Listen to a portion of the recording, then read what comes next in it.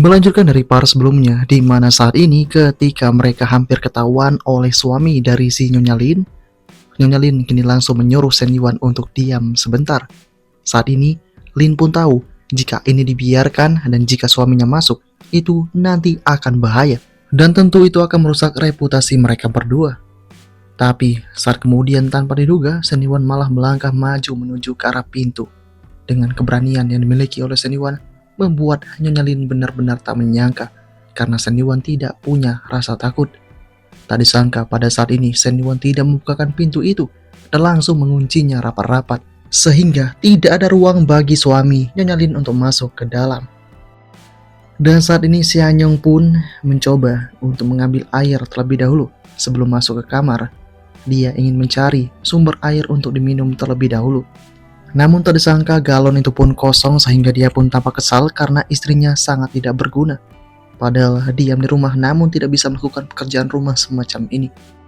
Si Anyong yang kesal kini langsung mencoba untuk membuka kamarnya itu alias kamar istrinya dan menyuruh istrinya untuk membukakan ini. Namun dia tak mampu untuk membuka itu karena telah terkunci. Di dalam ternyata Shen Yuan dan juga Nyonya Lin melakukan permainan mereka. Permainan kartu kembali dilanjutkan dan kali ini Nyonya Lin benar-benar tak kesima dengan permainan yang dimainkan oleh Shen Yuan. Dengan ketidakmampuan membuka pintu itu membuat si Anyong pun kini tampak gelisah. Dia kini malah menyangka jika istrinya sudah sangat kesal terhadap perilakunya itu.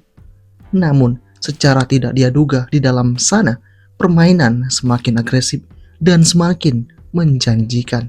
Dan karena kejadian ini, si Anyong pun terpaksa untuk membuka kamar sebelahnya dan dia pun kini langsung mencoba untuk beristirahat di tempat itu. Dalam keadaan mabuk, dia terus mengoceh hal-hal yang tidak penting untuk dikatakan. Yah, sementara itu, permainan lebih agresif ditunjukkan di sebelah kamar yang ditinggali oleh sosok dari si Anyong itu. Saat ini, Nyonya Lin menyuruh Shen Yuan untuk perlahan saja karena tentu akan menimbulkan keributan yang ekstra. Namun Shen Yuan tidak peduli akan hal itu. Inilah part paling seru yang akan mereka lakukan. Permainan semakin tidak stabil, Shen Yuan terus menguasai jalannya pertandingan itu tanpa memberi ampunan bagi sosok Nyonya Lin. Sehingga Nyonya Lin kini mampu untuk berteriak sekencang mungkin. Sementara itu, si Anyong tertidur pulas dan terus saja mengigau hal-hal yang tidak penting. Dan semakin lama pertandingan ini dilangsungkan, semakin agresif pula tempo permainannya. Sehingga mau tidak mau, Nyonya Lin pun mengeluarkan suara demi suara yang begitu menjanjikan. Dalam keadaan keenakan yang semacam itu, Nyonya Lin benar-benar tak mampu untuk menahan rasa sukanya ini. Shen Yuan benar-benar membuatnya merasa tidak terkalahkan. Singkatnya, di keesokan harinya si Anyong pun terbangun dari tidur panjang di malam harinya itu. Dia tahu jika ini semua karena minuman anggur yang dia konsumsi. Dan ketika si Anyong beranjak ke dapur, betapa terkejutnya dia menyaksikan istrinya telah ada di sana menyiapkan sarapan untuknya. Ini benar-benar aneh bagi si Anyong. Pemandangan yang semacam ini belum pernah dia lihat sebelumnya. Tiba-tiba saja istrinya ini menjadi begitu rajin sekali. Kali ini juga, sosok dari si Anyong menanyakan kepada istrinya itu kenapa tadi malam pintu dikunci. Apakah mungkin karena si istri telah tertidur nyenyak? Kini Lin mengatakan kepada suaminya jika itu memang benar adanya. Dia tertidur pulas tadi malam. Bisa dikatakan rahasia telah dimainkan oleh Shen Yuan dan juga si Nyonya Lin ini. Dan dengan apa yang terjadi dengan raut kegembiraan yang ditunjukkan oleh Nyonya Lin, membuat sosok dari si suami benar-benar merasa tak percaya. Dia tahu jika ini ada yang tidak beres.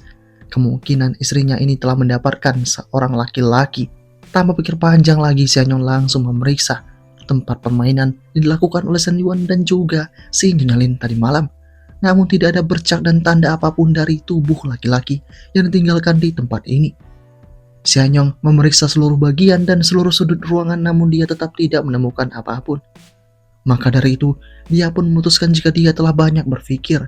Dia kini kembali menghampiri istrinya itu dan dia pun kini lanjut makan bersama. Sembari makan, si Anyong juga mengatakan kepada istrinya itu dalam tidurnya tadi malam seakan-akan dia mendengar sesuatu yang membentur tembok. Apakah si Lin mendengar hal itu? Kini Lin mengatakan jika dia tidak mendengar apapun. Seharusnya itu adalah kesalahan dari Xianyong yang mendengar itu terlalu berlebihan dan kemungkinan karena Xianyong itu mabuk. Saat ini juga Xianyong langsung mengatakan jika memang aku salah, aku mencoba untuk minta maaf kepadamu. Tapi sebelumnya kau mengatakan jika AC rusak, kenapa sekarang telah menjadi normal? Lin pun kemudian mengatakan jika AC telah diperbaiki oleh seorang yang mahir di bidangnya. Lin juga kini mengatakan dalam hatinya, sebenarnya bukan hanya AC yang diperbaiki oleh pemuda itu, tapi dia juga memperbaiki isi tubuhku ini. Bukan hanya untuk membuat suasana dingin, tapi juga membuat suasana menjadi panas. Sementara itu di tempat yang berbeda ada seorang gadis bernama Li Zhaomi yang merupakan teman akrab dari Zhou Wanting. Di sana, Zhaomi mengatakan kepada Wanting kenapa Wanting tidak tidur selama 2 hari, apa yang sebenarnya terjadi.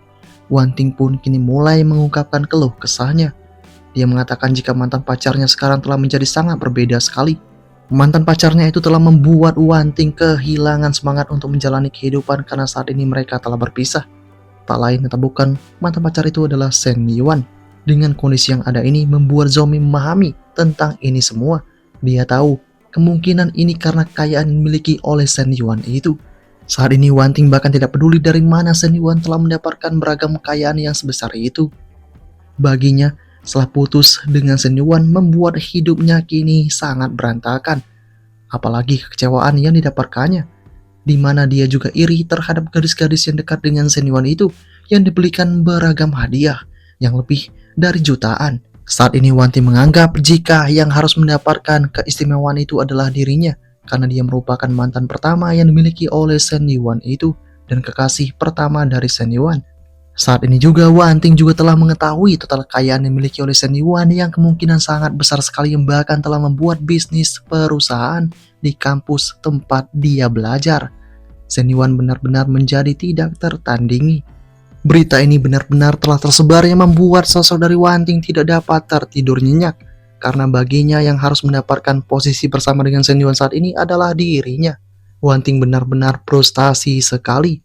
Pikirannya benar-benar kacau pada saat ini. Apalagi ketika dia membayangkan jika banyak gadis yang telah diberi belanjaan oleh Shen Yuan itu.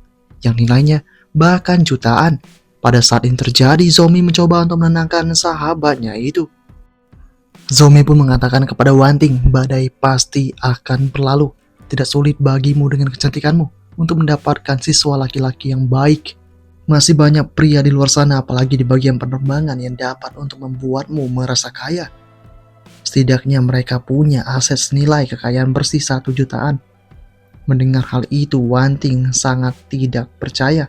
Wanting muak dengan ini semua, karena baginya kekayaan itu tidak sebanding dengan apa yang dimiliki oleh Shen Yuan itu. Zhaomi pun terdiam, tidak mampu memberikan semangat lagi. Kini juga dengan tegas, sosok dari Wanting mengatakan jika dia akan mendapatkan Shen Yuan itu bagaimanapun caranya. Meskipun saat ini kontak dari si Wanting telah diblokir oleh Shen Yuan dan kesulitan untuk mencari tahu keberadaan Shen Yuan, tetap saja Wanting akan melakukannya. Saat ini, sahabatnya malah menyarankan kepada Wanting untuk menjalani kehidupan yang normal saja, tanpa punya ambisi yang semacam itu. Hal ini pun membuat sosok dari Wanting tampak sangat kesal, karena baginya, Zhaomi merupakan sahabat terbaik yang pernah dia kenali, tapi sekarang tidak memberikan semangat apapun kepada Wanting ini. Wanting sangat optimis untuk bisa mendapatkan kembali Shen Yuan itu, dan melengsarkan semua wanita yang ada di hadapan Shen Yuan. Saat ini, dia pun benar-benar semangat untuk melakukan tindakannya itu, sehingga membuat temannya benar-benar kehilangan akal. Untungnya di saat yang bersamaan, dia telah mengirimkan pesan di mana ada sebuah pemberitahuan kepada pihak rumah sakit bahwa ada gadis yang saat ini telah kehilangan akal sehatnya dan menderita. Jadi, harap untuk datang dan menghubungi nomor ini. Bisa dikatakan temannya ini telah mengatur jadwal agar sosok dari Wanting ini mendapatkan perawatan secara psikologisnya. Dan apakah yang akan terjadi selanjutnya? Part ke-29 berakhir sampai di sini.